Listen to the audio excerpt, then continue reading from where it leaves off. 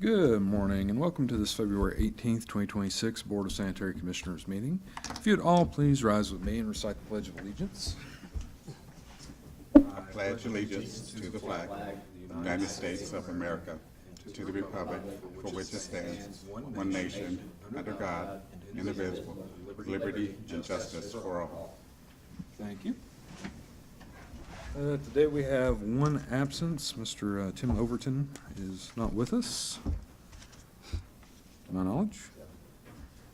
And Mr. Sylvia is joining us via Zoom, so he's here but online. We'll now open up with our public comments. Those wishing to make public comments can please approach the podium, state their name, and they will have 3 minutes to make whatever statement they would like. Hello. Good morning. Hello. My name is Elizabeth Wilcox, and I live at 4000 East Wilson Road. I would just like to say, I've called East Wilson Road home for the last 21 years, and there are some pretty big concerns that I have about this project and it being there. The first and arguably most important is the infrastructure surrounding that property. I don't know if you guys have been down there yet, but it is basically a one-lane road, and it hasn't been repaved the whole time I've been there. So having a facility there that may or may not have public down the road is somewhat concerning for the traffic already. There are 8 homes, and of those 8 homes, 4 of them all have children under the age of 10 who play in the street. So any kind of overlay or resurfacing of that road would pretty much cut us off till it's over. So that would mean kids getting to school, people getting to work, and those things.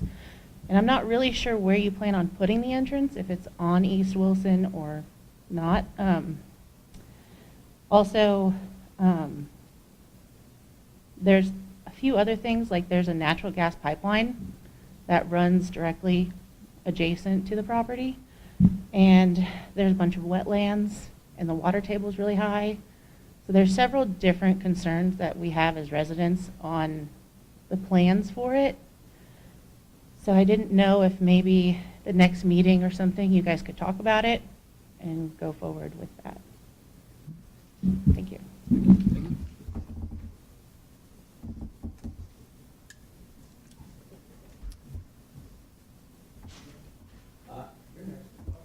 You're the Tea Party. Chris Hyatt, Key Enterprises, 1716 North Wheeling here in Muncie. I placed a phone call to Mr. Leach to try and get some questions answered prior to this meeting.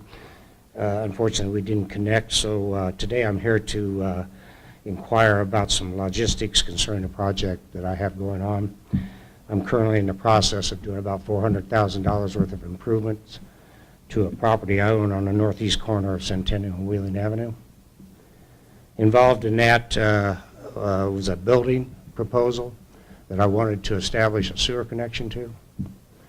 I took the issue up with engineering, and engineering's been very helpful and cooperative, but at the time, the response to that need was to consider an easement and a direct connection to a manhole in an adjoining property, apartment complex known as Orchard.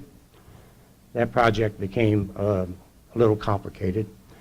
Also in the conversation and looking at the engineering of the area, it was acknowledged that there was a north-south run of a 54-inch storm adjacent to a 15-inch sanitary. So it was I brought the idea of tying directly to that sewer. And I might add that that infrastructure runs north-south on my property at the very east end of this particular piece of property that I have, so I could tie onto it without having to encroach outside the boundaries of my property. Brought that idea to John Anderson. We tossed it around, mulled it over. He indicated that it was a little bit more complicated than just tying into the system, that I needed to establish a manhole, proper industrial strength, just as if you were extending your processes there. I happen to have a contractor on site doing other improvements that works with the sanitary district on some of their projects, 3D, So I spoke to them about engineering this project and collaborating with the Sanitary District Engineering about getting this off dead center, and they did so. Just recently, I received a letter of improvement to move forth with the project. It consists of 2 manholes, just as the manholes that you use, 8 inches of sanitary sewer extending, 8-inch sanitary sewer extending 200 feet due west. So we're at that point where, weather permitting, we're going to reach the install. But that raised a few questions, and this has been a project that's been a little concerning because it's kind of pseudo where I've got a private interest now in establishing a sewer connection to the sanitary district. Obviously, if I get the building built, which is going to just be a storage staging for any future development there, I will be hooking into it in I hope before the year's out. Outside of that, we have 8 acres of undeveloped property, all variety business zoned. We're trying to get developed. Could be anywhere from a big apartment complex to a hotel, I guess maybe the low end possibly storage, whatever. There's several different considerations going on and conversations being had. I guess my question is I'm going to work under the assumption as it stands right now, I have tied into the sanitary district's infrastructure in a manner approved by the sanitary district on private property at my own expense. Now my expense is north of $30,000. So I'm assuming that I own that particular infrastructure and that I don't have necessarily a problem with that. This is all speculative on my part. I didn't come to the sanitary district to ask them to take this project on, nor did I ever enter in that conversation with Mr. Anderson as we developed the idea. There was a question and concern about down the road a piece, how that might be handled should something develop out there. And let's assume best case scenario, we bring in a hotel that's got a 5-inch water main on it, and I have no idea what kind of revenues that generates for the sanitary district when they put that in there. But if they tie into that infrastructure that I have bought and developed, I would like to know the sanitary district's position relevant to my return on investment possibly in providing that revenue stream to the sanitary district. I'm trying to get an idea of where we are going to be down the road a piece if things materialize. At this point in time, I'm not asking them to assume it. They could if they wanted to. I could provide, easements or whatever necessary to do that. That's not what I'm here to do. I'm just trying to get a handle on down the road, should it develop into what I hope and what we have provided for in an industrial manner, a development that will capitalize on that availability and provide a fair amount of revenue for the sanitary district of how I might be able to get my return on investment, whether I would get a credit, whether I would get a piece of action monthly, or whatever the case might be. Upon inquiry with other utilities, such as like the Indiana Water Company, if a developer develops a subdivision and through the direction and obviously the oversight of the utility, they put in water lines, water mains, whatever the case might be. Generally, my understanding is those utilities end up either setting up installment plans or credit plans or whatever the case might be to offset the developer's cost to get them the services. I'm open to any suggestions, but I'd like to get some sort of idea of where we might stand down the road should this develop into something worthwhile. So that's what I'm here today to talk about. I entertain any questions. If you have anything. Questions? I don't have any Yep. questions at this time. No. Okay. Thank you, Mr. Hyatt. Thank you. Any other question, or any other for public comment?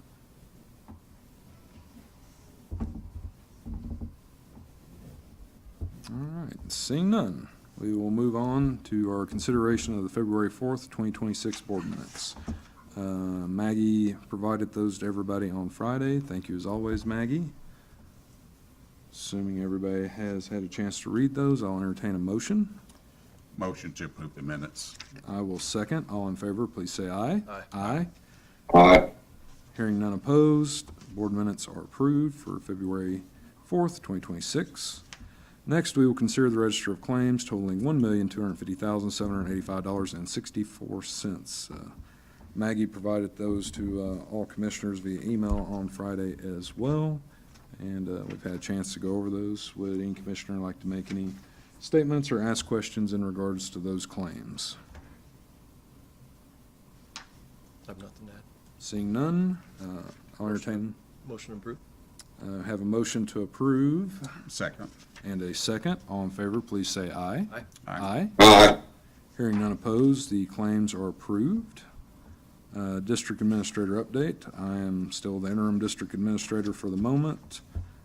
Do have some good candidates come up for our national search firm, so we'll be moving forward with that. To my knowledge, there's no additional road closures at this exact moment. Tom, nothing out of the ordinary? Yeah. Minor restriction out here on High Street, just cleaning up a brick sewer. Guys have been doing an excellent job, so a little loud in my office, Tom, but we appreciate their hard work. And beyond that, department head update, we don't have anyone this month. Old business, Mr. Clark, No old business, Mr. President. Mr. Selvey, No, sir. Mr. Smith, No old business. none for me as well. Our one item of new business is Resolution 2026-01, amending Resolution 2025-02 regarding sewer rates and charges. I'll just present that one. So we did have a person show up for public comment. I think it was last meeting or the meeting before last, 2 meetings ago. Basically, in our schedule of sewer rates, it was indicated that those folks that do not have a water meter would be billed on a quarterly basis. To my knowledge, the district had never billed anyone on a quarterly basis. Dina confirmed that, or maybe they did far in the past, but it was probably before Dina. So we're just amending that so that is being charged on a monthly basis in lieu of a quarterly basis, and the rates are unchanged on that monthly basis. So just an administrative change there, nothing out of the ordinary. No rate change to speak of, just changing some wording. Yep. So with that said, I'll entertain any questions or comments from commissioners. Seeing none, I'll just go ahead and make a motion to approve Resolution 2026-01, amending Resolution 2025-02 regarding sewer rates and charges. Second motion. All right, having a motion and a second, all in favor, please say aye. Aye. Aye. Aye. Hearing none opposed, Resolution 2026-01 is passed. We'll make those changes, and we'll move into additional board topics. Mr. Clark. None additional. Thank you. Mr. Selvey. No, sir. Mr. Smith. Nothing additional. All right, and per usual, I'll make a good comment about somebody. I don't know who I'm going to pick on today. Let me look out. Tom's group's been doing pretty good, so I'll continue on saying that they, between him and John, they keep a lot of things moving in the city, and guys are doing good work and doing quite a bit of work. And as I said, they are just outside my office window, kind of on a couple-day basis now, and seeing them pull bricks up from 120-year-old sewer is always a little bit impressive. So they're doing it very safely. They got their tripods. They're keeping a good watch on things, so we just appreciate the level of effort and hope they continue staying safe. All right. All that said, I'll entertain a motion to adjourn. So moved. I will Second. second. I'll give David the second. All in favor, please say aye. Aye. Aye. Aye. Aye. Hearing none opposed, this meeting is adjourned. Thank you.